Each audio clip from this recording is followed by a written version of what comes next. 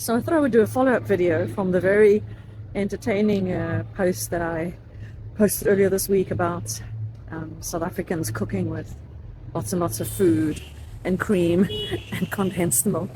And I had so many comments.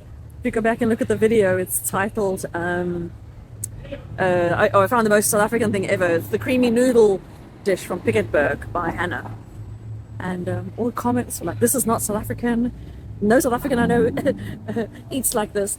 But honestly, when I grew up, the woman in the family, grandma and all of those, would put tablespoons of sugar in the carrots, in the peas. Even when I used to eat red meat many, many decades ago, the first time I learned how to make chops, Kasler rib chops, you would cook it, you'd fry it in brown sugar. So they'd be really, really sweet, like a caramelized sauce on the meat. And then even when I was at university, Port Elizabeth, I was waitressing, and there was a Swiss woman who was waitressing with us, which was very exciting in the 70s because we had very few tourists, very few expats living in Quibera in Port Elizabeth. She was waitressing with me, this very elegant, very exotic Swiss woman, and she was horrified by the food that we were serving in the restaurant. She kept calling us Philistines.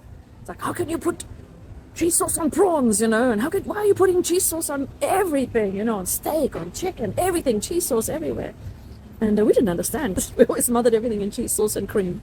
And she'd be like, no, when you eat the steak, you just have it like that with butter, very French, Swiss style, So yeah, and I remember when I first moved to London, I made my friends some food, and I think we made a roast when I first arrived, and I was staying with some friends. And sugar went in the carrots, sugar went in the peas, sugar went in the gravy, and they were horrified. They were like, oh my God, everything is so sweet. Why are you doing this, And yeah, I unlearned my 20 odd years overseas. I unlearned a lot of bad habits, and now I really love my savories. I probably use too much salt than sugar, but it's definitely a plus way of cooking, and I reckon it's still happening all over South Africa. The lovely tannies in the kombuisas with their rich creamy food, sugar and everything, cream and everything, condensed milk and everything. Yeah, so I'm not too surprised that I had so many comments. A bit of a backlash, but it was very entertaining. Anyway, I'd love to know if anybody found Hannah, so we can have word with her. I'd love to interview Hannah and find out where she got that recipe from.